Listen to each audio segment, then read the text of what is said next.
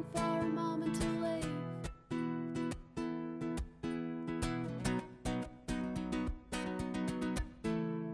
I don't know how I've been, or what you said, to what I believe you meant. I don't know anything at all. I'm staying in the push and shove, and I'm just within the rescue of a labor of your love. I can't do anything but fall, fall, fall. Would you feel like I can never find you? Would you feel like I'm the only survivor? Why am I thinking of you and me and the labor of love? One chance, one shot, that's all anybody ever got. Newborn, still warm, naked in the rush hour, dancing in my gutter. And if you wanna find me, call me. I'll be far from the cars and guitars and everybody. Do I feel like I can never find you? Or do I feel like I'm the only survivor? Why am I thinking of you and me and the labor of love?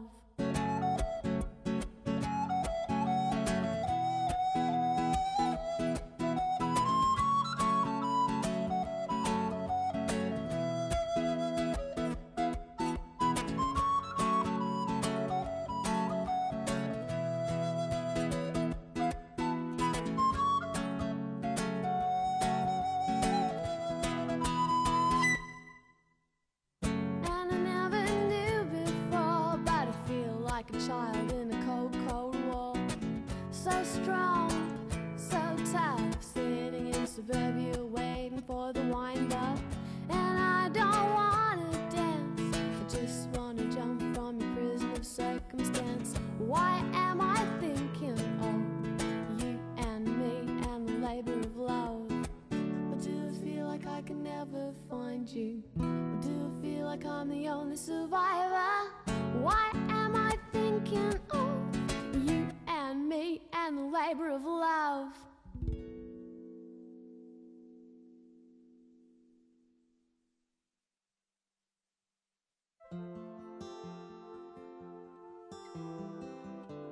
If life is a river,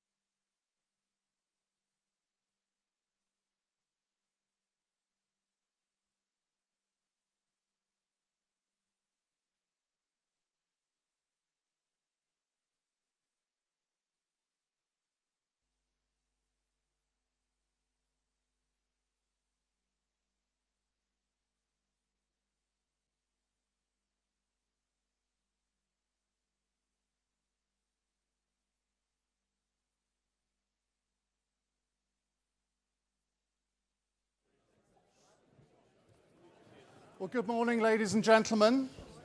Good morning. Welcome to the fourth live semi-final of Tories Have Got Talent. That one's probably going to wear a bit thin by the time we get to the 16th hustings, so I'm going to have to think of something new for that. Well, welcome to Exeter, and this is the fourth of the hustings that the two candidates are taking part in. We had Birmingham on Saturday, who could forget that? There was a digital hustings on Tuesday, Bournemouth yesterday, and then tomorrow, immediately after this, we're going to Carlisle tomorrow morning, then Manchester tomorrow afternoon, Belfast on Tuesday. So I don't think anyone can say that they're not being taken through their paces. Now let me tell you the format of what's going to happen today. Boris Johnson will speak first, Jeremy Hunt second. They'll speak for up to 7 minutes. Then I will interview them all for both of them for 10 minutes. And then it's over to you for questions. Now, the questions have been submitted in advance. I've selected those questions. I've had no interference from anyone at CCHQ. It's entirely my choice of questions. And I will follow up if I don't think that they've answered the question in as much detail as possibly they ought to have done.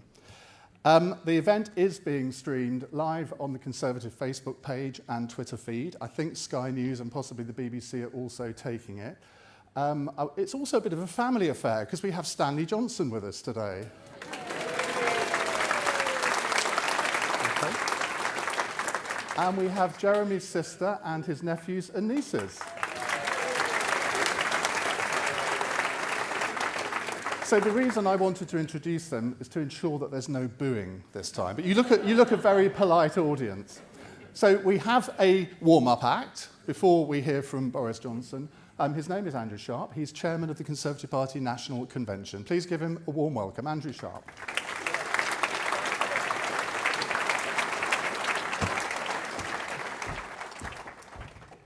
Thank you very much indeed, Ian. Warm-up act. There's no pressure then. So as Ian said, I'm Andrew Sharp. I'm chairman of the National Convention, and it's an honour and a privilege to welcome you here today to this third of the physical hustings, not the online one, for our leadership candidates around the country. And it's great to see so many people here. It was packed yesterday in Bournemouth, as some of you know, because I saw some of you there too. And it's great to see the membership of the party engaging on such a massive scale with this exercise. Not least because it's actually very good news for our party. You will have seen some very positive commentary coming out of the Birmingham hustings that Ian hosted at the weekend, including the accolade from the FT, no less, that the questions that were asked were spot on. That's very good news, and that will help to dispel the typical media narrative about us as members of our party. But of course, the media are here, as Ian has said, so in order to prevent unflattering pictures, ladies and gentlemen, I suggest you spend the next hour and a bit breathing in, okay? Look, the party that I and my National Convention officers know, and the one that we see every week as we travel around the country, is made up of engaged men and engaging women of every colour, faith, age, sexual preference. They're all united by their belief in our country. They're our institutions and an unshakable tradition of public service. They're also, of course, admirably committed to campaigning for this party in all weathers. And I've never met anybody in our party who cares where you come from. We only care where you're going. And that's really important because there's far more that unites us than divides us. And as Lord Hailsham said, conservatism is not so much a philosophy as an attitude, a constant force, but performing a timeless function in the development of a free society. So we're here to undertake a solemn duty as part of that commitment to a free society, because we're not just electing a party leader, we're electing a prime minister. Now, the country we love would expect us to ensure that this process is rigorous, and of course Ian is here to make sure it is. But we need a prime minister who will deliver Brexit and beat our political opponents. And those of us who knock on doors week in and week out know that many of our opponents are far less committed to that free society than we are. So we made the case at the party board that the leadership campaign had to reach every part of the United Kingdom and that all members should have access to at least one hustings. And there really was no disagreement about that. So at this point, I'd like to thank the party chairman, the Right Honourable Brandon Lewis MP, for his support. And I'd also actually like to thank him more generally for his support for the voluntary party. In that, he's been very consistent, and we enjoy far more resources than we have done for many years, and that's in large part down to him. I'd also like to thank the logistics team at CCHQ, led by Tom Skinner, who I can't see, but he's in here somewhere, and also the conferences team, led by David Comerford. They have done a fantastic job in a very short period of time. I know that there's been some disquiet on one or two WhatsApp groups, but as you can imagine, organising all these hustings is a massive undertaking. And finally, I'd like to thank your regional team, led by Peter Booth, the regional chairman. As you'll know, Peter is a tireless advocate for the South West and is deservedly held in very, very high regard. So before I hand over, just one last thing. You will have seen on your chairs when you came in adverts for the Campaign Managers programme. Can you please take a moment to read that, and please do engage with it. As you may or may not know, but where we have campaign managers, we generally do better. Where we don't do as well. But this is a hugely expensive undertaking. And at the moment, we're rather overly reliant on others to help us pay for it. Now, can we be proper to Conservatives and help ourselves, please? It would be very good if you could engage. So without further ado, I'm going to hand back over. Thank you very much indeed, Ian. Enjoy your morning and make sure your questions are spot on. Okay? Thanks.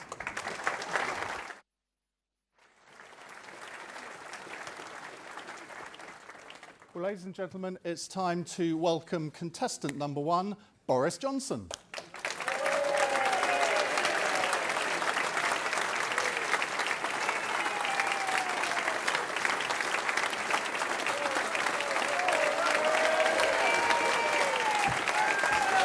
Ian, how are you? Morning, everybody. Morning. Good morning. Good morning, everybody. Well, it's fantastic to be here. Thank you very much, Ian. Good morning, everybody. I speak as somebody, of course, who grew up on a Exmoor hill farm, spectacularly unprofitable as it was, who learnt to swim in the Ex, still goes shopping from time to time in Exford, and therefore it's absolutely wonderful to be here in Exeter, the other end of the river, here in the West Country. Now, look, folks, I know there are some people who say that our party is in a bad way, and there are some people who point out that we are on, I think, about 17, 18, 19 points in the polls, depending on which one you look at. And indeed, it was very disappointing that in the most recent national election, we scored 9%. I don't think I've known a time when our party has got 9% in a national election. And it is also true that we have two other parties who are profiting from our difficulties, in the sense that we have the Brexit Party and the Liberal Democrats, like two opportunistic puffballs, feeding saprophytically on the sense of decay in trust in politics that is going on at the moment. And I acknowledge that we have all these problems, but I say to you that the hour is darkest before the dawn, my friends. And we can turn this thing round, and we can go forward to win. We really, really can. And there are just 3 things that we need to do, and 3 things that we need to get right. And number 1, the first and most important thing you need to do in the next few months is what? It is to get Brexit done and come out of the EU on October the 31st. That is right, on the 31st. Let's get it done. Let's get going. And everybody knows the rough shape of the deal that we have to do. We have to be very friendly to our European Union nationals, 3.2 million who are here in this country. Let's take that part of the withdrawal agreement, the otherwise defunct withdrawal agreement, put it into law and treat them in the way we should have treated them 3 years ago. Number 2, let's take the money, the 39 billion, and put it in a state of, let's say, creative ambiguity, suspended over the negotiations until such time as we get what we want. And let's take the questions of the Irish backstop and how to solve the problems of frictionless borders in all that, and indeed in every border between the UK and the rest of the EU. Let's remit all that quite sensibly for resolution in the context of the free trade agreement that we're going to strike with our friends and partners after we come out on October the 31st. That's what we're going to do. And it's a very, very simple. And there's a way to ensure that we get that done, and that is, of course, to prepare to come out on WTO terms, and to prepare to get ready to come out on no deal. And this is a great country, isn't it? It's a fantastic country. We can do it. We can get ready. And of course, there are some people who will say that the UK is simply not capable of coming out on no deal. And I've heard people argue that the planes won't fly and there won't be any drinking water, and indeed that there won't be any glucose or milk solids or whey to provide the children of this country with Mars bars. And I want you to know that whatever happens on November the 1st, whatever deal we strike, the planes will fly, and there will be drinking water, and there will be not only glucose and milk solids, but there will be whey for our children to eat in their Mars bars. Where there's a will, there's a way, my friends. You could see that one. You could see that one coming. And when we have done that, we will be able to take forward a great modern, progressive, conservative agenda and unite our country. And very, very simply, what I want to do as your Prime Minister is to bring this country together in the way that I was able to bring London together during the 8 years that I ran it. And when I began, just to remind you, we had 4 of the 6 poorest boroughs in the whole of the UK. When I ended, we had none of the poorest 20. That was because we invested in transport infrastructure, because we cut crime very considerably, because we boosted education across the city, and that is what we are going to do with the whole of the UK, starting, of course, in the southwest, improving our, and isn't it time the A303 was modernised and dual? Frankly, I think, thank you, I'm glad you agree. I've been driving it for about 50 years, and it's absolutely, more than 50 years, it's absolutely incredible that it should remain substantially the same. We need to, I think that the education funding needs to be levelled up around. Do you not agree? I think it's quite extraordinary that parts of rural England have failed to keep pace with provision, per capita provision for education. So the first thing we're going to do, if I'm lucky enough to be elected, we level up education funding around this country. Third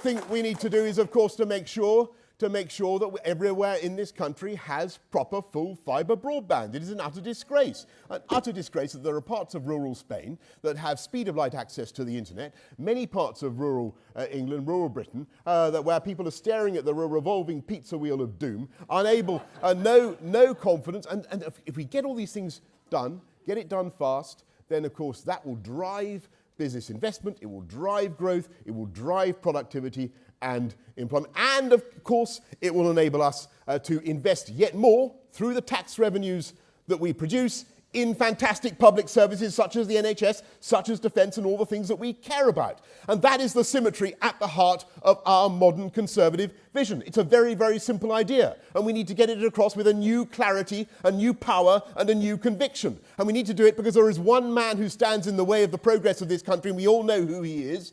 He is the leader of a cabal of superannuated Marxists from London. He's called Jeremy Corbyn, and I don't want him anywhere near the government of this country. Do you want him? Absolutely not. This is a guy who would not only whack up taxes on virtually everything you could think of, from pensions to income to gardens to inheritance to financial transactions, in order to pay for his crazed programme of renationalisation. He backs Hamas, he backs Hezbollah, he supports the mullahs of Tehran when it comes to the current dispute over what's going on in the Persian Gulf. And when there were poisonings in Salisbury, Jeremy Corbyn stood up on the side of Vladimir Putin and the Russian state. Do we want this guy in charge of the government of our country? Absolutely not. Absolutely not. We can defeat him. And let me just remind you in conclusion that the last time that I had to face an emanation of that weird cabal of the London Labour left, I was able to beat them and beat Ken Livingstone when our party was 17 points behind in London. We came from behind to win. We can win again. We must win again, and with your help, we will win again. Thank you very much.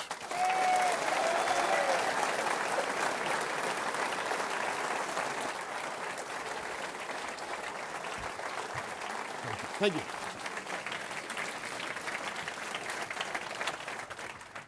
Should we have a nice, gentle one to start with? Of course. Yeah, thank you.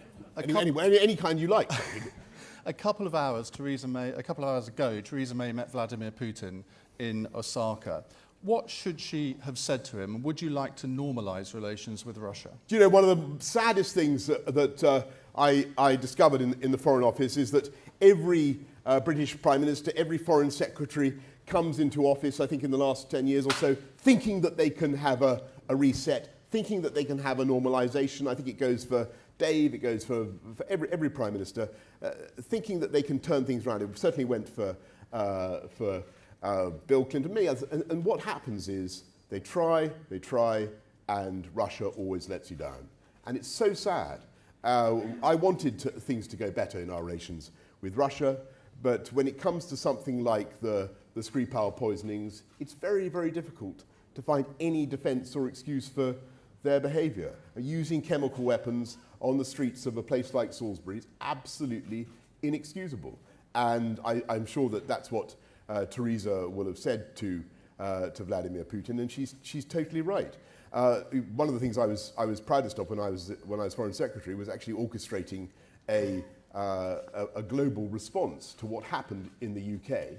and we got a total of 28 countries to kick out 153 Russian diplomats. And that's a lot when you consider that every country that took that risk was going to face retribution from Putin for doing so. So I think that was a testimony not just to the power of the UK's influence, but also to the global sense of repulsion at the way Russia behaves.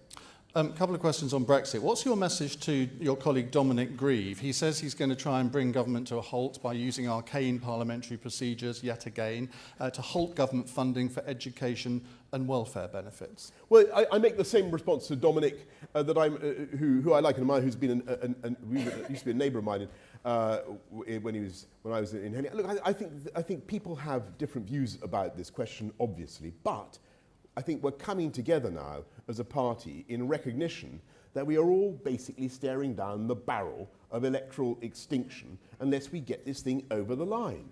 And I think that is powerfully concentrating the minds of all colleagues in Parliament and indeed colleagues on the Labour benches, because, you know, they didn't do that well either.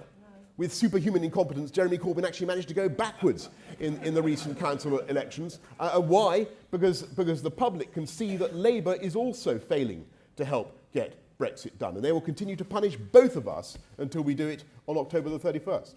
But you have Margot James, the digital minister, today in an interview saying that she feels she has more in common with Joe Swinson than she does with you. How can you unite the party given those views? I'm very proud that one of the attractions, I would say, and I must fight down my natural humility and bashfulness in moments like this and advertise my case to you.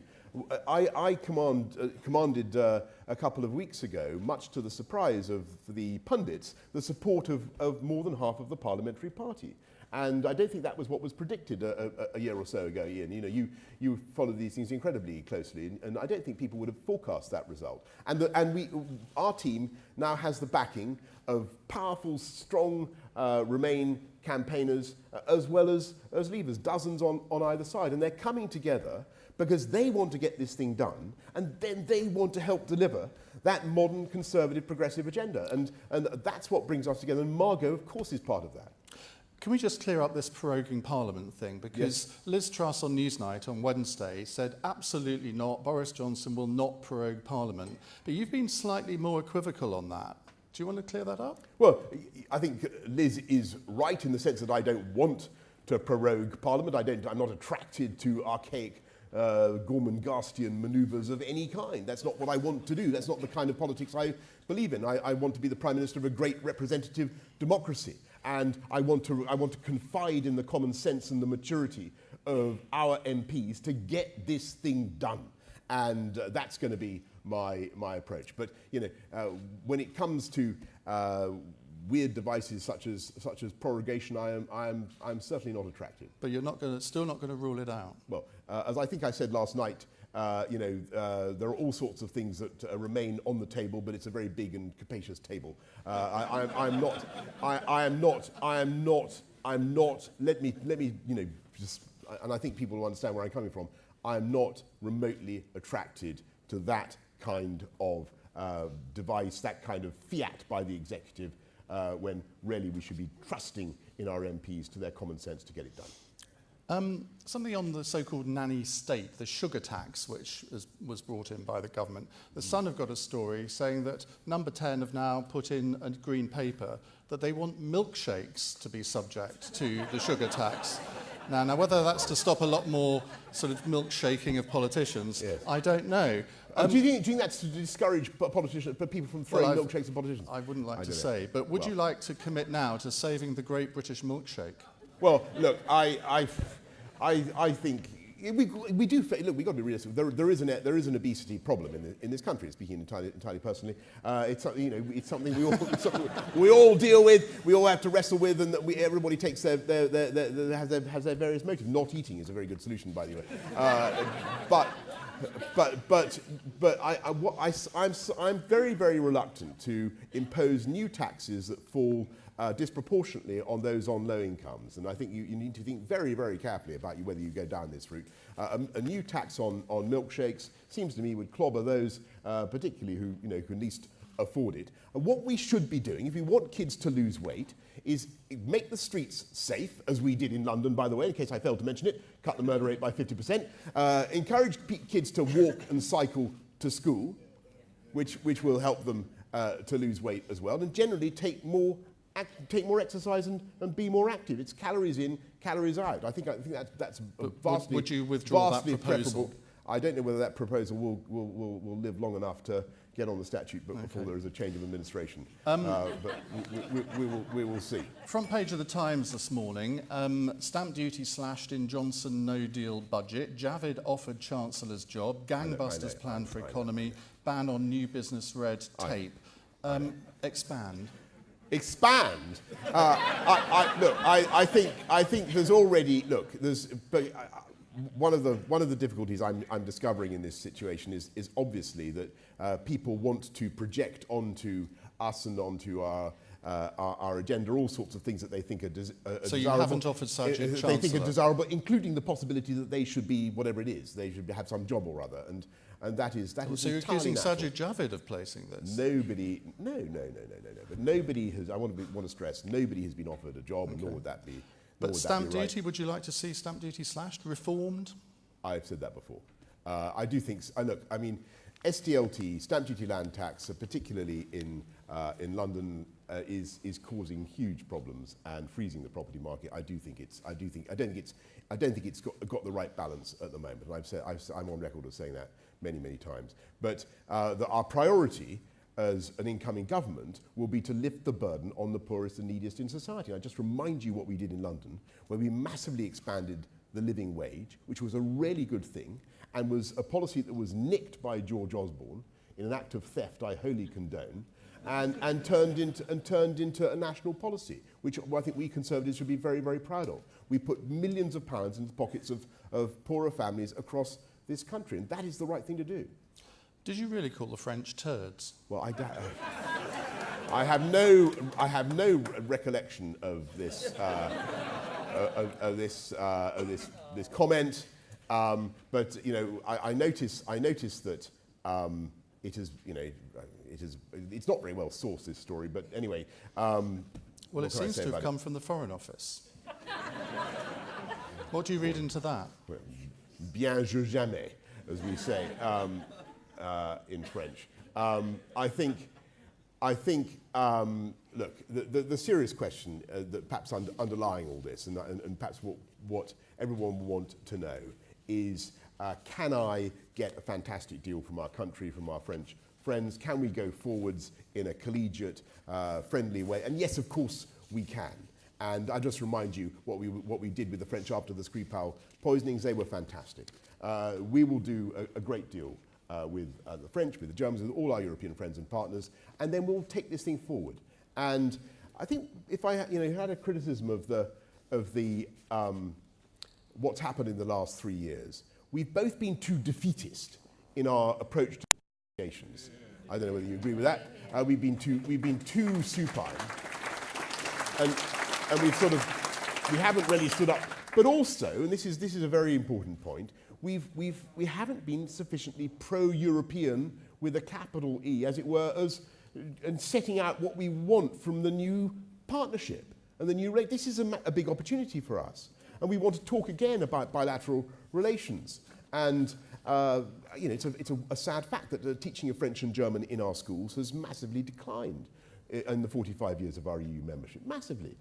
People don't, the bilateral, when I go to other European capitals, I was finding that the bilateral relations in those capitals, even in the embassies, had been sort of hollowed out. Everything was being done through Brussels. Well, now's our chance to reach out again and to re-engage, not just commercially, but culturally, intellectually, in all sorts of ways. So let's be positive about Europe, but not just through the institutions of the EU. Here's that final quick-fire question that politicians always dread. Yeah, go on. Tell us one thing about you that we don't know. My weight.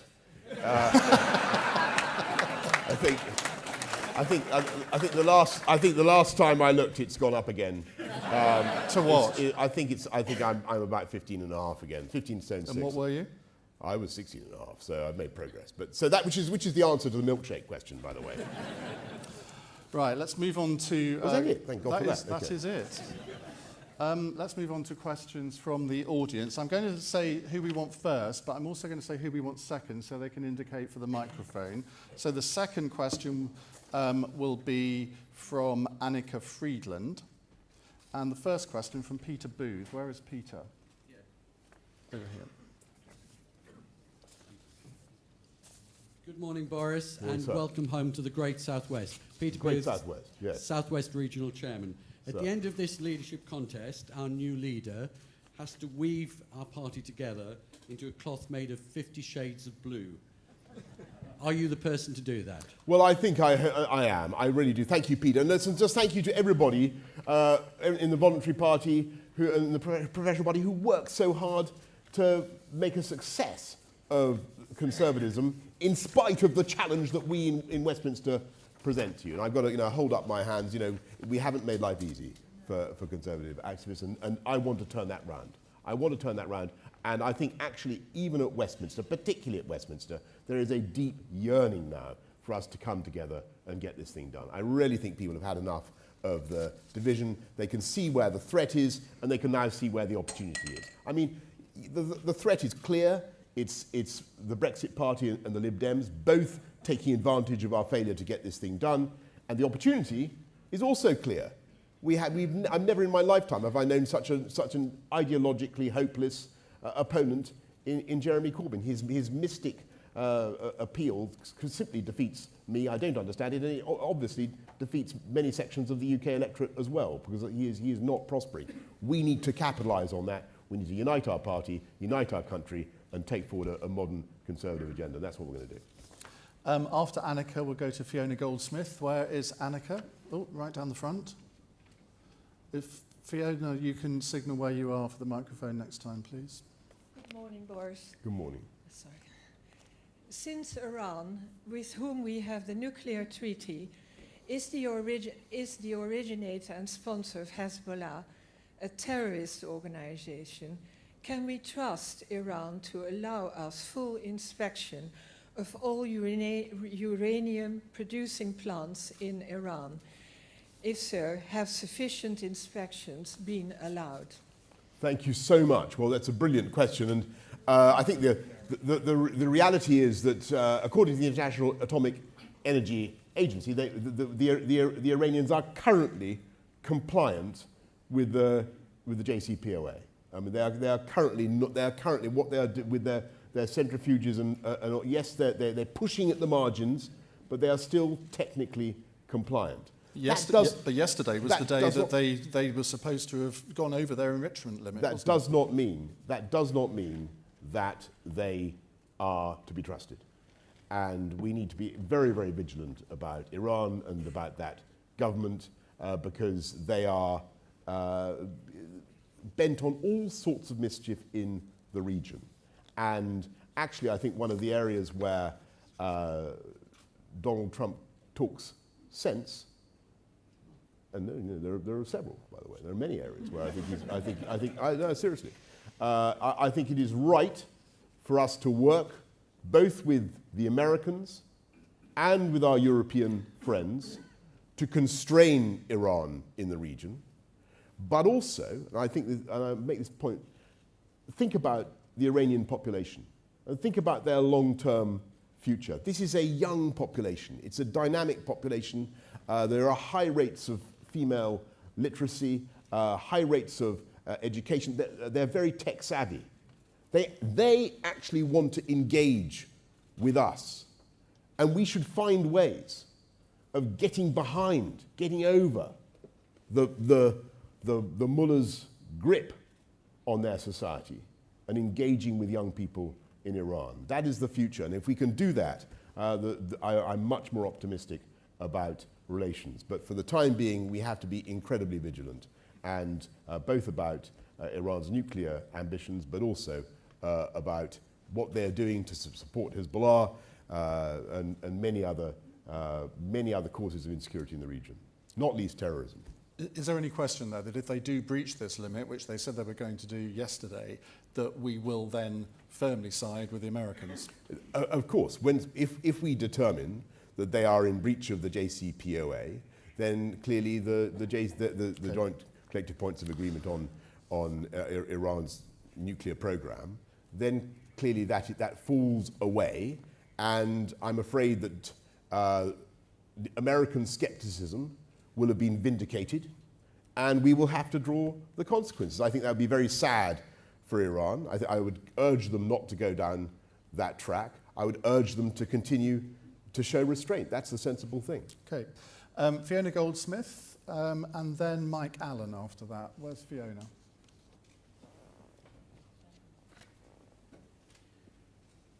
Good morning, Boris. Welcome to the Southwest. The government is spending billions of pounds on the northern powerhouse. What plans do you have to create a southwestern powerhouse to address the imbalance between this area and London and the southeast, with the sort of investment in infrastructure and transport the north of England are enjoying? Well, I quite agree. Thank you very much. And look, this is the great Southwest, and it is time that we had that kind of focus. And in particular, I want to look, as I've said already, at the A303, at road connectivity. I think the A358 springs to mind, somebody who uses that quite a lot, the A38. There are things that we should be doing to improve road connectivity, but also there are things we should be doing with rail. And I just get back to my key message about full fibre broadband. Every home in this country should have full fibre broadband, and we should get on and deliver it. And it is utterly, utterly pathetic. If the Spanish can do it, why can't we? No more mañana attitude, I say. So let's get on. But you know, there's a serious point, which is that, you know, I think often in politics, things can take a life of their own and a momentum of their own if there's an agenda that everybody buys into. So with the Northern Powerhouse and with West Midlands, I want to be the Prime Minister who does for Northern Powerhouse Rail and for connectivity in the West Midlands what we were able to do in London with the tube upgrades and Crossrail. And, you know, we massively expanded people's ability, the ability of people on modest incomes to get to their place of work quickly and conveniently. That's how you increase productivity. It's also socially just. It's socially just to do that. And the Southwest needs that focus as well.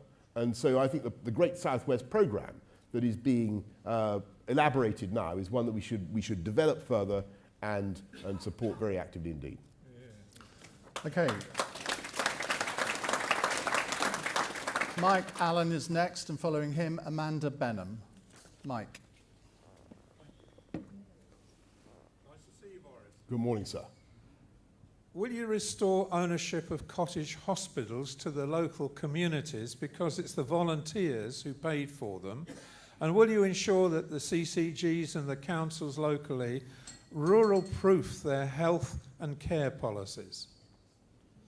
Well, I will thank you, Mike. I will look at the ownership structures very carefully, but I think the crucial thing is to make sure that we retain good local cottage hospitals and that people have that vital service near them. I think every MP fights for his or her local provision, and particularly for cottage hospitals. I remember doing it in South Oxfordshire. You've got to do that. And in rural areas, it really counts because a half-an-hour road journey can make all the difference in the quality of care, the certainty, the security people have in their old age. We've got to get it right. So I will certainly support that. Absolutely. Okay, Amanda Benham, followed by Julie Beaumont. Hi, Boris. You've been avoiding head-to-head debates. In the words of Mrs. Thatcher, are you fit? And if you are fit, are you fit to be Prime Minister? Well, come on. I don't think anybody could have done as many hustings as I have done. And one of the important things, and indeed encounters in the media, I think one of the important things is not to, as Conservatives, not to spend too much time tearing great lumps out of each other in advance of the end of the topic.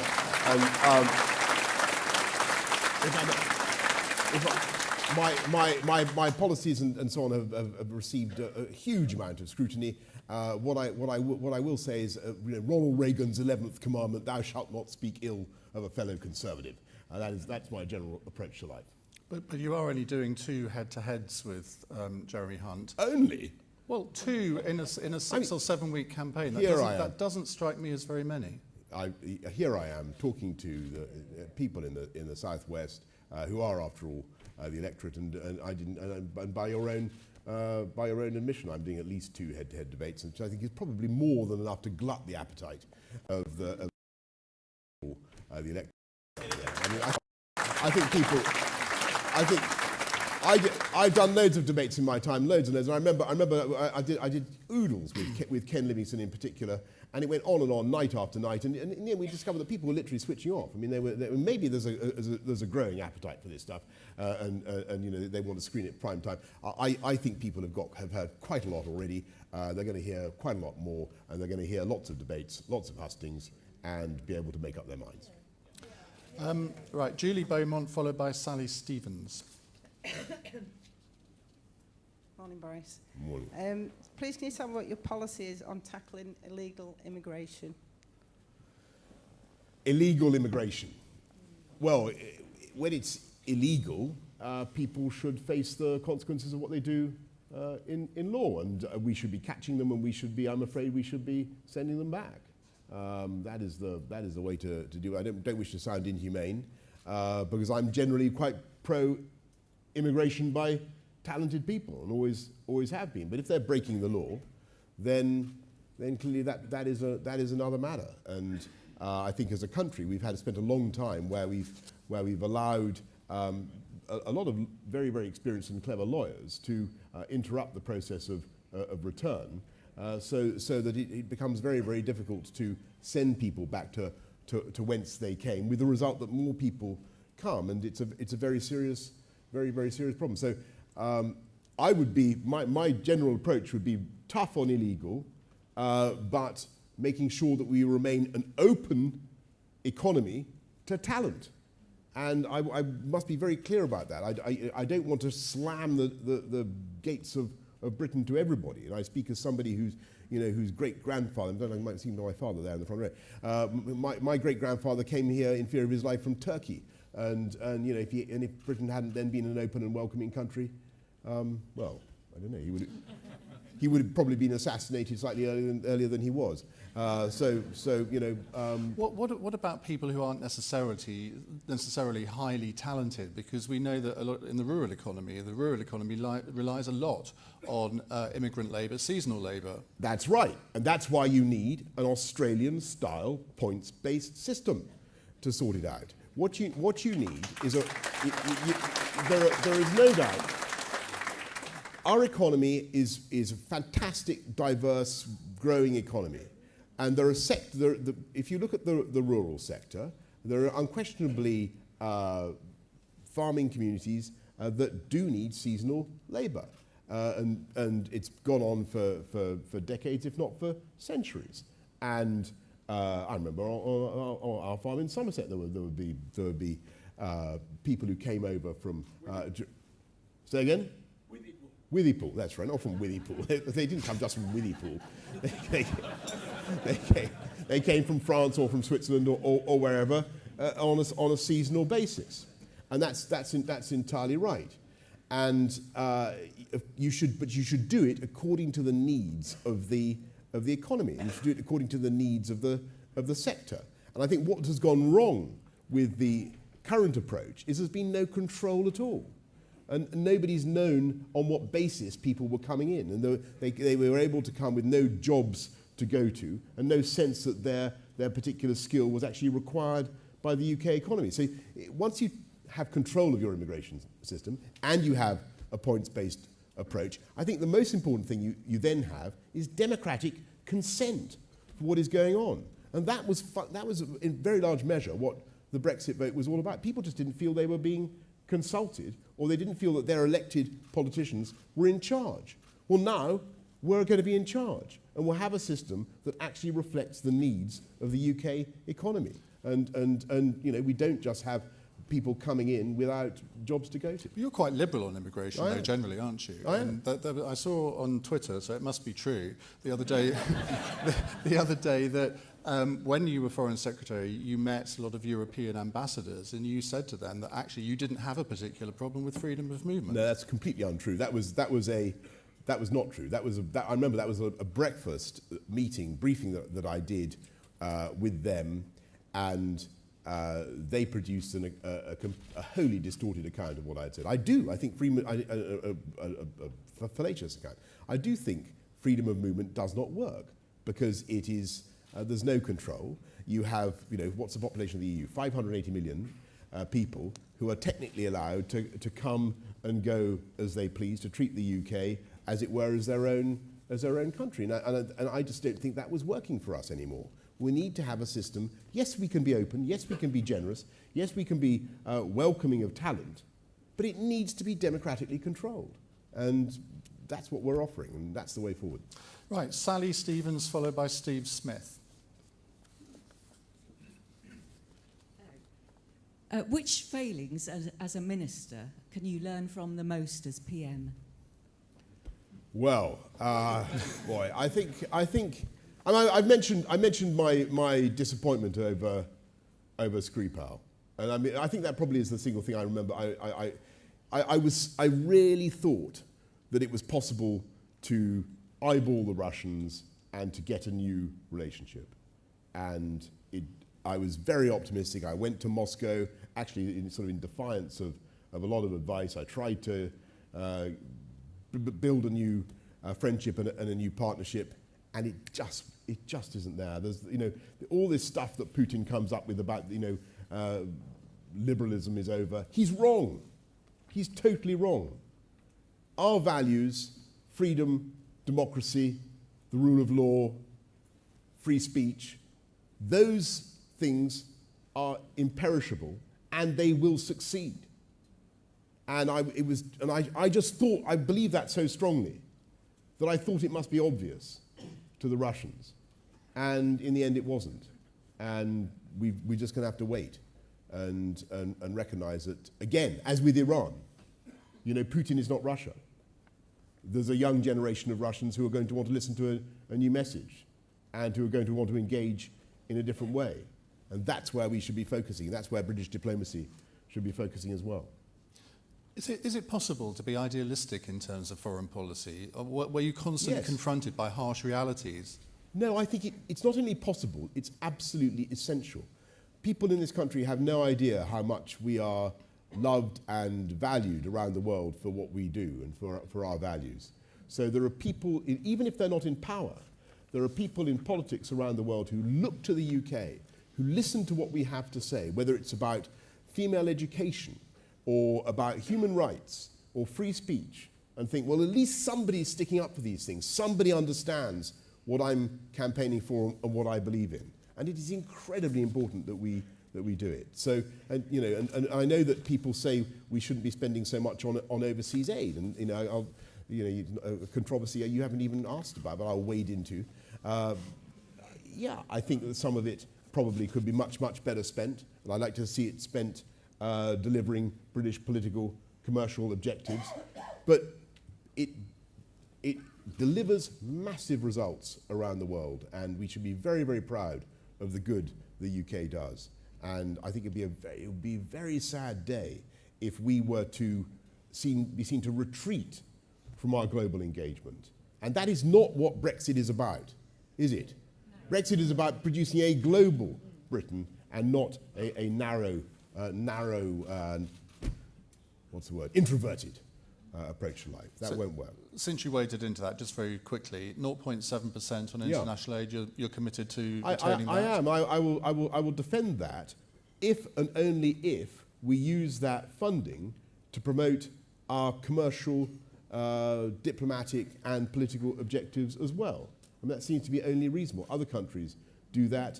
It was incredibly frustrating to be in, I think, in Myanmar and to find that the Japanese were beating us hollow when it came to getting contracts for railways because they were prepared to underwrite their exports and their companies in a way that we weren't. And I would like to see us being much more proactive in supporting British business abroad and being much more dynamic in our approach. Okay.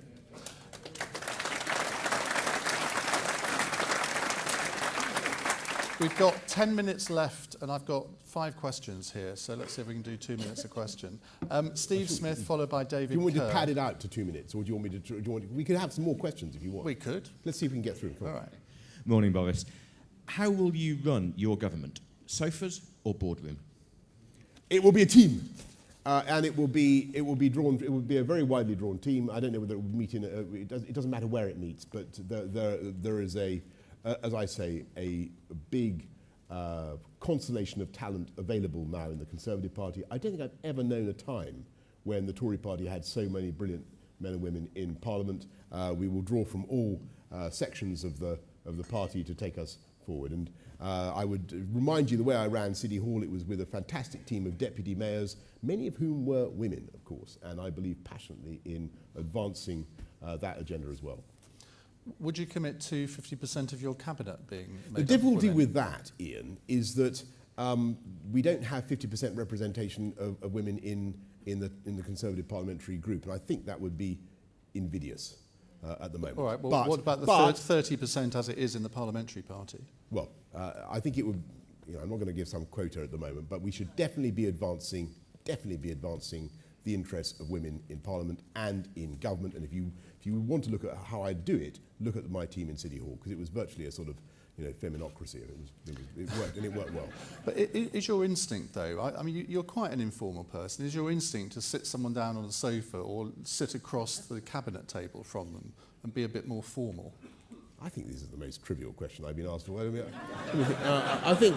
I do it for a living. No, I understand. I'm just trying to think. I think it probably depends on what kind of conversation it is going to be and whether there is going to be coffee or not. I think that's... OK, let's move on. David Kerr, a very different question, this, and then Peter Walsh after David.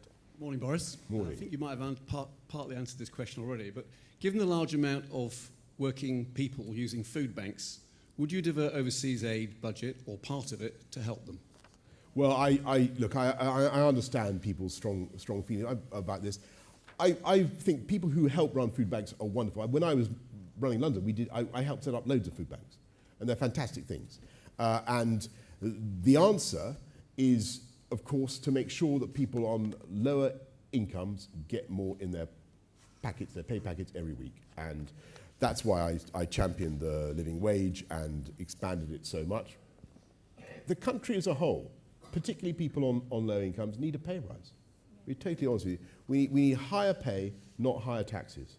That should be our approach. And you can do it. You can do it. And the way to do it is not just through things like the living wage. It's through better skills, higher productivity, all the stuff we've been talking about earlier on, about investment in transport infrastructure and broadband. All those things will help to drive up investment and drive up incomes as well. That is what we should be doing. And I think that higher pay for those on lower incomes is crucial. That's why I think it was in the Times piece this morning. I've said what I said about lifting thresholds for national insurance for those on low pay as well. We've got to do that. Too many people on very small incomes are paying too much in tax. It's simply not right. Peter Walsh, followed by Gillian Whitelaw. Thank you. Good morning. Bearing in mind the quality of the two candidates, will whoever is successful bring the other into their cabinet? And if losing, what position would they like? Well, again, I think this is one of those very, very difficult and invidious questions because, of course, there is a wealth of talent on the Conservative benches, but anything I say now about the future shape or personnel of the administration I lead would be counted as measuring the curtains. and I just don't think we're yet in that position. Although I hope fervently to count on your support and to get over the line. I just think, you know, there's a long way to go. But it would be normal for the winner to put the second place candidate into their cabinet, wouldn't it? I mean, that's always happened before. Not with Dave and DD, as far as I can remember. But well, that was a bit slightly different circumstance. He put him in the shadow cabinet. Did he? Yes, Shadow Home Secretary. Maybe you're right. I worked for him. You're right. You're quite right. Okay. Well, perhaps I could just cut to the chase by saying I have a very, very high regard for Jeremy. But you're not going to guarantee him a job. I'm not guaranteeing. Well, okay. I'm not. All right. I know. Well, what I will say is that your previous comment, which and your analysis, which you're right. It sounds to me eminently fair and logical, but I am not making commitments to anybody. You nearly got there. But I'm not making commitments to anybody because you would not expect that. Okay. I will ask that to Jeremy as well. Gillian Whitelaw, followed by Keith Cottrell. Gillian. Good morning, Boris. Given the two emergency loans totalling £6.2 billion, generously made by the Treasury to Ireland after the 2008-9 banking collapse, has the Irish PM been asked to repay the loan in the light of continuing intransigence over the backstop? Well,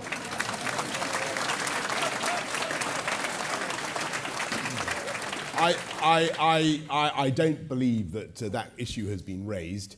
But I want to say it is very, very important that we get this right with our friends in Dublin. And of course, we've got to be sensitive about the issue of the Northern Irish border. But I would just say to you that I think it can be done. And I think what it needs is a bit of confidence. And we need to look at the technical solutions that all sides agree are practicable and deliver them in the context of the free trade agreement. And we will engage absolutely generously and openly with our friends and partners in Dublin. We won't be using that kind of tool of negotiation because I hold out the hand of friendship, and I recognise how important getting it right is for Leo, for Agca and for Dublin. We will be very, very consensual. We will work with them. But what is absolutely non-negotiable, we will not have, under any circumstances, a hard border in Northern Ireland. We will not have checks at that border. And the whole of the UK will come out of the EU entire and united without in any way prejudicing the government of Northern Ireland. And we will get it done. And it will be a great success. And we can work with our friends and partners in Dublin to do it. Now, if you answer this next question in less than 2.5 minutes, shall we take our life into our hands and take a spontaneous one? Yeah, of course, we should take any number of spontaneous questions. Keith. Good morning. Yes. Are you committed to ensure that all animal welfare legislation, as it currently stands in the EU, will become law in the UK post-Brexit? Yes, I am, Keith, and I would go further and say that leaving the EU will actually give us the opportunity to intensify some protections. And I would point out, for instance, live transport of animals to the continent, where we can do more, and we should. There may be other things as well. There are areas where actually I think the spirit and feeling of the British people is animal sentience, for instance. The spirit and feeling of the British people is very much in favour of protecting animals and protecting animal welfare. Where there are sensible things that we can do, then that go beyond the current framework, then we should do them. Right, who would like to ask a question? Gentlemen, yeah, right. One in the front row, if we can get a microphone here. And let's have someone over this side, because I think you've been a bit neglected. A chap in the front row here. Hello, Boris. Thank Sir. you. No, it's an absolute pleasure to hear the Come on, positive get on with it. message. Yep, okay. So, Huawei. Will you commit to looking again at Huawei and standing firm with our US and Five Eyes partners and saying no to Huawei in our security network? Well, I'm very, very dubious about anything that compromises our security you know, obviously I don't want to pitchfork away investment in our country, and I've helped to attract a lot of investment from China, from India, around the world into the UK, and I'm very, very proud of it.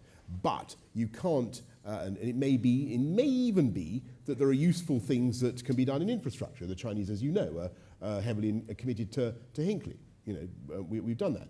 But, as you rightly say, we should not be doing anything that will deter cooperation with our most valuable intelligence partners, the Five Eyes.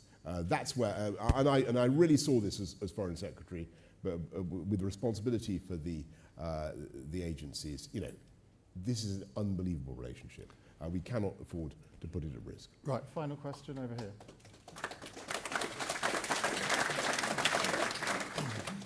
Would you be for or against extending the franchise to 16-year-olds? Giving the vote to 16-year-olds? How old are you, sir?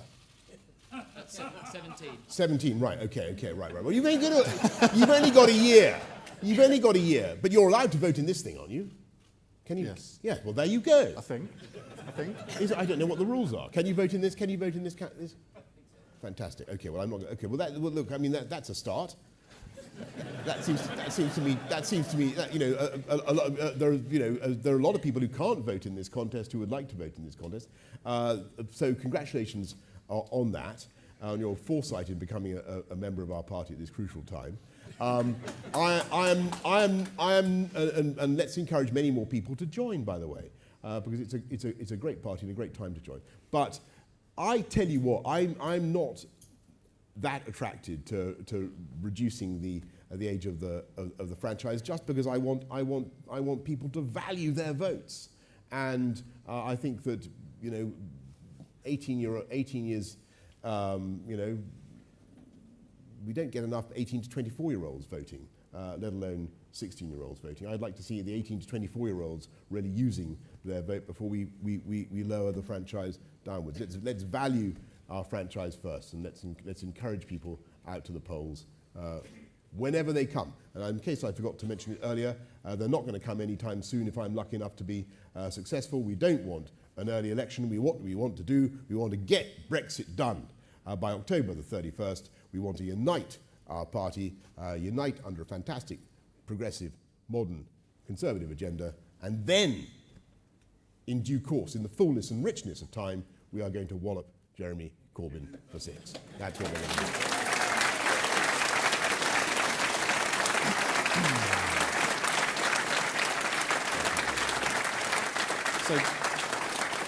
So basically, you're going to wait for an election to allow this young gentleman to vote. That's the message. My intention, sir, is that you should be able to vote in the next general election by some way. Right. Mr. Gentleman is determined to ask a question, but we've gone 2.5 minutes over our time. I will give Jeremy Hunt the 2.5 minutes as well, because that's obviously fair. Boris Johnson, thank you very much. Thank you. Thank you very much. Thank you. Well done. Thank you very much. Thank you. Thanks a lot. Thank you. Bye-bye. Thank you. Nice to see you. Bye-bye. See you. Thank you. Bye-bye.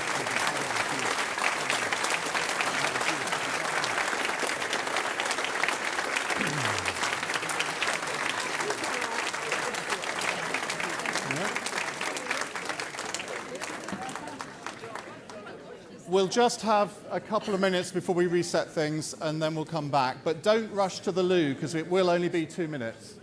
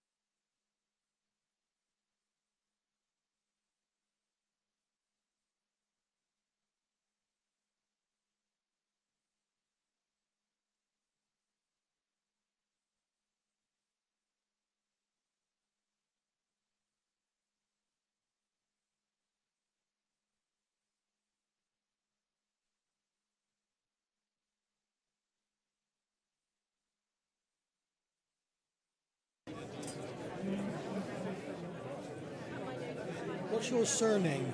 Dale. Dale. I am going to introduce myself. I should have done it at the beginning, but I forgot. Okay. I'm so self-effacing, you see.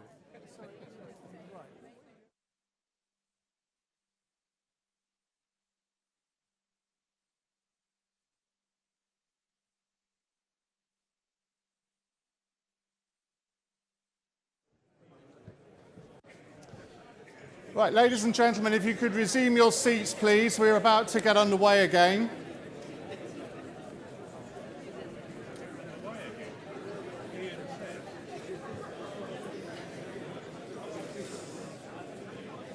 Please retake your seats, or they will be removed. I have had a complaint, ladies and gentlemen, that I forgot to introduce myself at the beginning. It's because I'm so self-effacing, you see. My name's Ian Dale. I host the evening show on LBC Radio and do sort of Newsnight. Basically, I'm a gob on a stick on politics. So that's why they've got me to do this, because I interview people for a living. So let me, without further ado, introduce you to contestant number 2, Jeremy Hunt.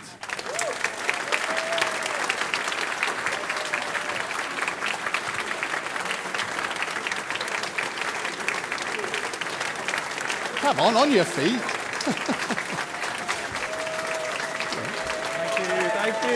you. Hi, thank you.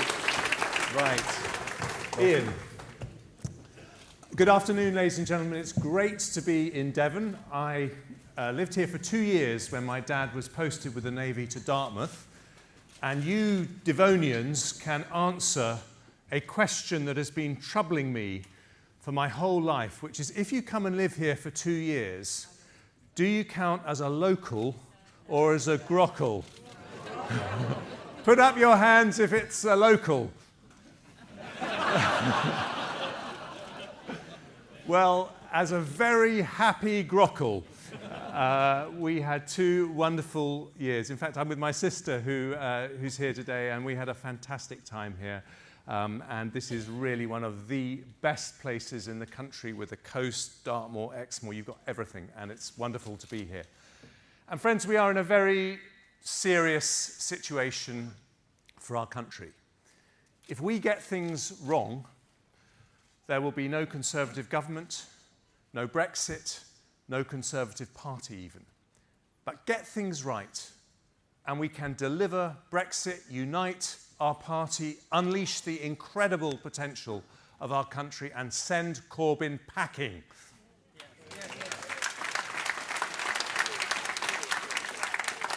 Now, if you choose me, I'll be the first Prime Minister we've had who has a background as an entrepreneur.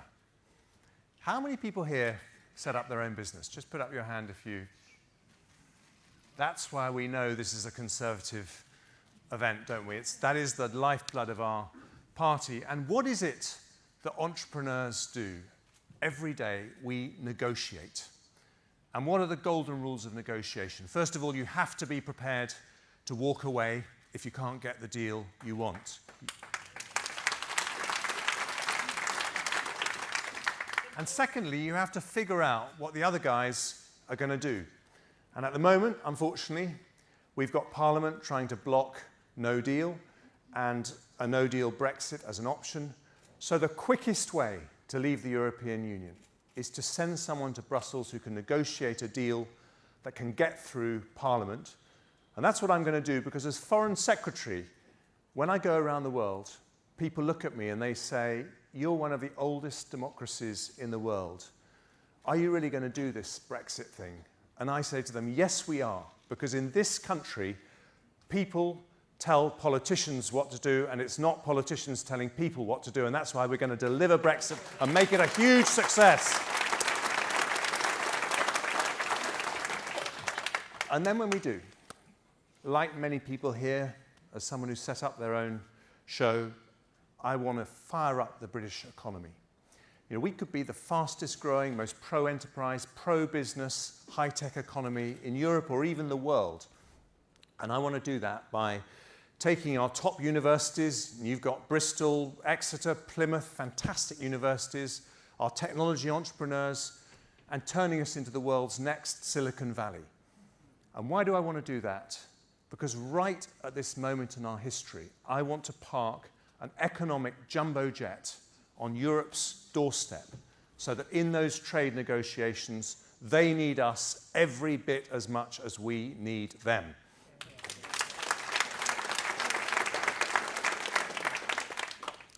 And then, as Conservatives, we need to have not just an economic mission, but also a social mission. Now, for me, for a long time, that was the NHS. And in the audience today, we've got two very special people. Where are Scott and Sue Morris? Are they? They're sitting over there. Scott and Sue Morris. They came and saw me. They asked to come and see me. I didn't know them from Adam, just a few months into being Health Secretary. And they told me the terrible story of how they lost their son Sam to sepsis when he was just 3 years old. And the NHS normally does such a fantastic job. But in this case, when they raised those concerns, they said the shutters came down, no one wanted to meet them, talk to them. And that was probably the moment when I realized that the culture in the NHS needed to change. And I had my battles there. But after nearly 6 years, we had nearly 3 million more patients using good or outstanding hospitals. And if anyone deserves the credit for that, it's people like Scott and Sue and patients who campaigned to change the NHS. And let's just give them a big round of applause for what they did.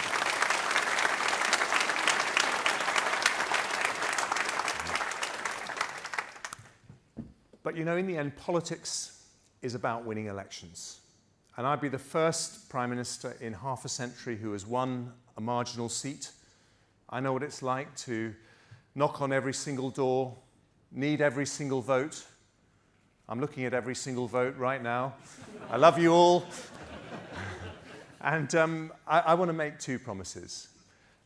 As your Prime Minister, before we go into an election, I promise that we will get more young people to vote Conservative. Because, you know, we are the party of aspiration. And we can't be that party of aspiration if the most aspirational people in our country aren't supporting us. So we have got to get young people on board. And there's something else that I commit, and that is that I will not provoke an election before we have left the European Union. You cannot go back and ask, you can't go back and ask for another mandate until we've delivered the mandate that we got last time, and that's what we're going to do. And if we ignore that, we ignore the lesson of Peterborough when we were squeezed by the Brexit party on the right, the Lib Dems on the left, and Labour came through the middle. Ignore that basic truth and we ignore the crocodile lurking under the surface of British politics, which is a Labour Party led by the most ruthless, dangerous, anti-Western, anti-British, hard-left cabal that we've ever seen in British politics under Jeremy Corbyn. And we must not let them do that.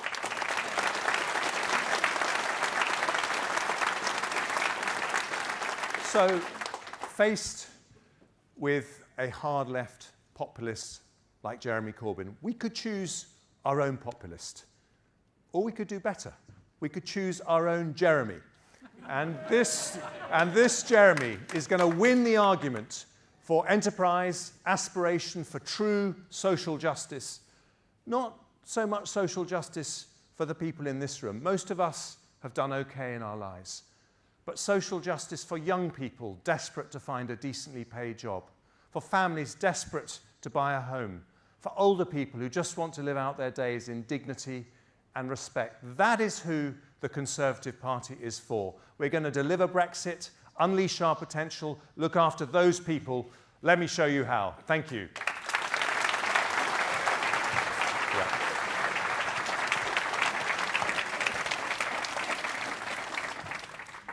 Now, Jeremy, you're missing out on the G20 by being in Devon. I don't know how much of a regret that is. But Theresa May has met Vladimir Putin this morning. If you were with her, what would you be saying to Vladimir Putin? And do you think it's possible to rebuild relations with Russia? Well, it's possible to rebuild relations if Russia changes its behaviour. But last year, Russia used chemical weapons on British soil in Salisbury, leading to the death of a British citizen. And my worry about Russia is that they're up to their old tricks. And you know, my dad was in the Navy, and thanks to that generation, we won the Cold War because they never took peace for granted. And that's why I said that I will increase the proportion of our GDP that we spend on defence, because at the point of Brexit, I want people like Vladimir Putin to know that Britain, the country that has always stood up for democratic values, always understood the security necessary to protect those values, at the point of Brexit, Britain is here, Britain's back, and our voice is going to be strong. How much would you increase defence spending by? Because there's been a lot of spending commitments been flying around from both candidates in this leadership election race, and at some point, one of you is going to have to deliver on them. Indeed, and I'm looking forward to that. Look, I've said that I will increase defence spending to 2.5% of GDP over 5 years, which means that it would go up by 15 billion by the end of the next 5-year period. That is still less, by the way, as a proportion of GDP than we were spending in the 1990s. But I look around the world today, and we don't have the Cold War, but we have Russia doing things that, that we hope they wouldn't be doing. We also have the rise of China. And I think that this is a period when we have to recognize that our democratic systems, our open societies, the things that we treasure the most are not things that we can ever take for granted. So I recognize that this is a bigger call on taxpayers, but I think it's the right thing to do for our country, and I think it says the right thing about our country, that we're prepared to stand by our values. Switch to Brexit. Can you confirm that the current withdrawal agreement will not be put before Parliament again if you become Prime Minister? Yes. Good.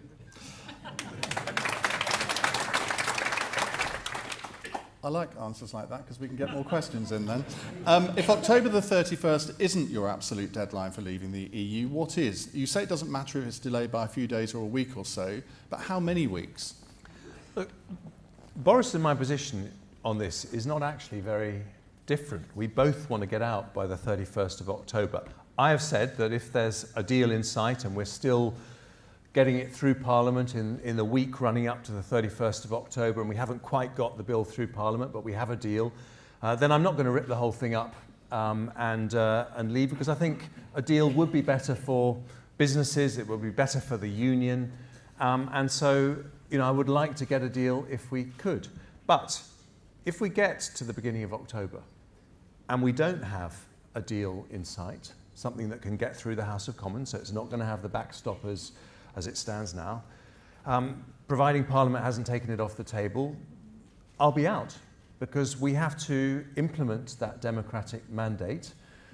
It is a fundamental point in this democracy of ours, which is so respected all over the world, that people know that politicians do what we're told to do, even when the political class as a whole didn't want to do Brexit. It's a very, very important signal.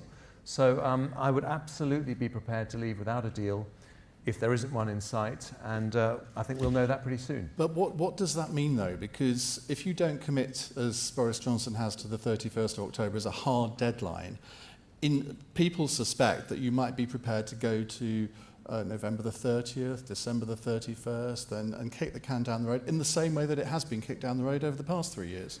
Well, I'm not, because I think we will all know, you will know, I will know, if there is a deal in sight at the beginning of October. But if you make it an absolute hard deadline and then Parliament stops you, then you have to have a general election to change Parliament. And I won't do that, because I think that it doesn't matter who our leader is, we would be crucified if we have an election before we have left the European Union. And I think we would find, if we did that, we were risking having Corbyn in Downing Street.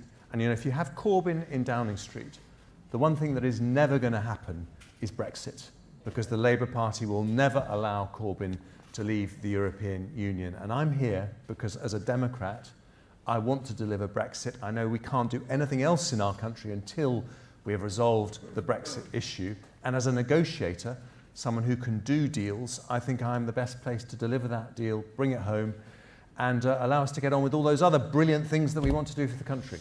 Come on to those in a minute. You signed off on Theresa May's Chequers plan. You signed up to the withdrawal agreement with the backstop. You supported her in the cross-party talks, therefore legitimising Jeremy Corbyn. You signed up to her effectively offering a customs union. Why should any Leave voter trust you? Because we have collective responsibility, and I always believed that Theresa May was trying her best, and I should be a loyal Foreign Secretary to a Prime Minister that had a very, very challenging job. But as you know, it doesn't mean that at every stage you agree with the decisions being taken. I personally did not agree with the decision to accept the backstop. I wanted to negotiate harder and get it changed, and I didn't think that it would get through Parliament. But I'm not going to undermine my Prime Minister in those situations, because sincerely, I wish that we had voted that deal through, because we'd be out of the European Union by now and we'd be in a situation. But we are where we are, and now we need to negotiate a deal, a better deal, a deal that can get through Parliament. And to do that, we have to send someone to Brussels that they're prepared to negotiate with, they're prepared to do a deal with. I don't say it's going to be easy, but it's not impossible. And our country has done much, much more difficult things in our history in the past. And we can make this happen. We can get that deal. We're going to have to be tough. And they'll tell us now, as they're telling us every day, we won't budge and it's this deal or no deal. They'll say all those things. But in the end, they want to do a deal. And if we approach this in the right way, we can get a deal. If we approach this in the wrong way, we could trip ourselves into an election and lose the whole thing. And that's why I think we have to get this absolutely right in the next few weeks. I saw a picture of you in one of the papers the other day where you were buying a milkshake. Now, in the Sun this morning, there's a story that says that Jamie Oliver has persuaded Number 10 to insert a new clause into a white paper on childhood obesity to bring in to extend the sugar tax to milkshakes. Do you think Jamie Oliver should mind what's left of his business?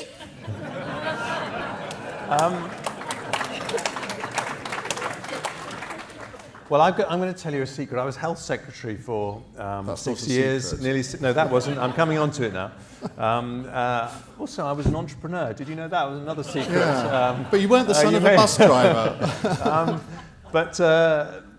I spent 6 years trying not to go into McDonald's because people wouldn't approve of the health secretary going to McDonald's, but I did once go in to get some Happy Meals for my kids, and the staff was so delighted they asked to take a photograph with me, which obviously meant the secret was out. But I like my milkshakes.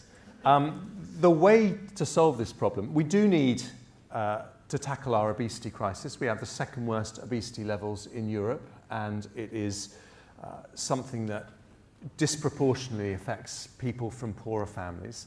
But the quickest way to deal with this crisis is for the people who manufacture milkshakes and other products to reduce the levels of sugar in those products so that the taste doesn't change very much, but they're much healthier. So I think you threaten them. You say, look, we'd be prepared to legislate if you won't play ball, but my experience is if you make that threat, you don't actually need to follow through with the dreaded milkshake tax, and that's what I do.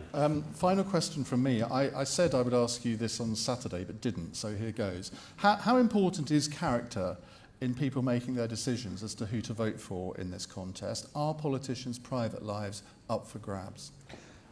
I don't think... of course character matters, because all of you are making a judgment on how, as Prime Minister, me or Boris is going to handle those meetings with Vladimir Putin, the negotiations with the EU, and character is part of that.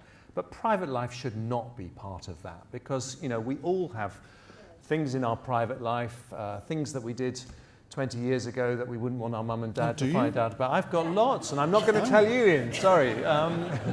And my wife's sitting in the front row, so that's another reason. Sorry, I'll ask her later. She doesn't know them.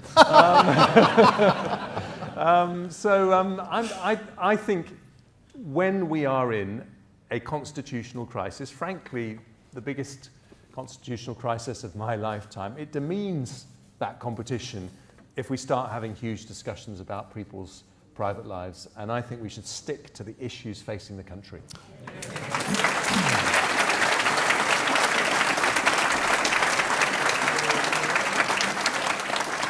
Right, well, let's do that now. We've got a couple of extra minutes for questions because we ran over a little bit with Boris, so we can get a lot more in. Helen Millman is the first question, followed by Anthony Starkey. Helen. Hello.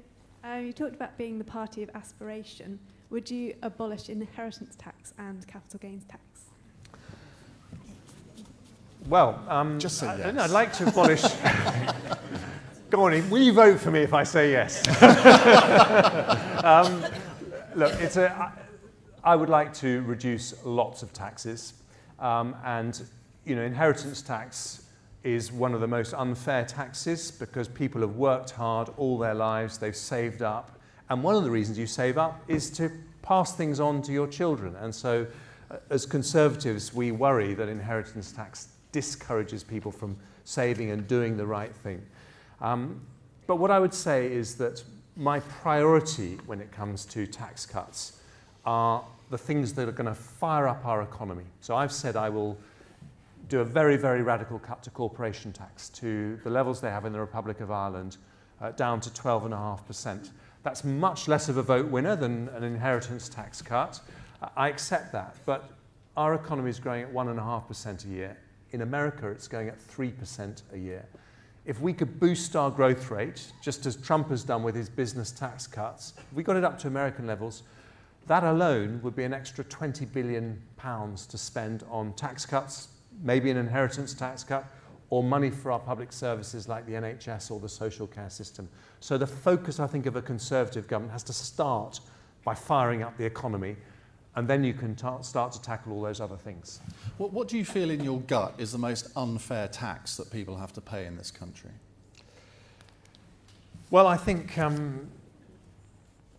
I think if you're talking about personal taxation, as a businessman, I'll say, as a businessman, I think business rates are absolutely crippling, and I have found money within the headroom we have to take 90% of high street businesses out of business rates. And the reason I want to do that is because they are really suffering from the online revolution. And I want them to help them reinvent their businesses, and I want our high streets to be thriving.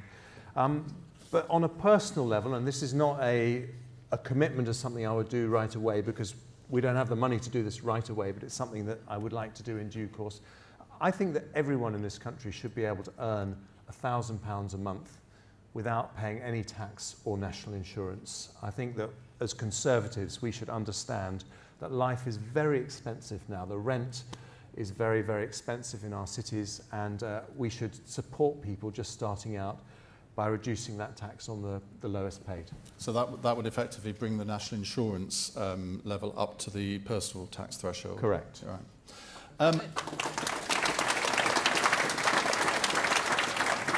Anthony Starkey, followed by Patricia White. Anthony. Imagine it's November the 1st, Independence Day +1. Do you think, could you turn your attention to the rail network in the southwest, which is a barrier to economic development? You hear of the Northern First, Independence Day +1. Do you think, could you turn your attention to the rail network in the southwest, which is your policy on HS2? Oh, you slipped that one in, didn't you? Look, the point, Anthony, of Brexit is a point when we have to show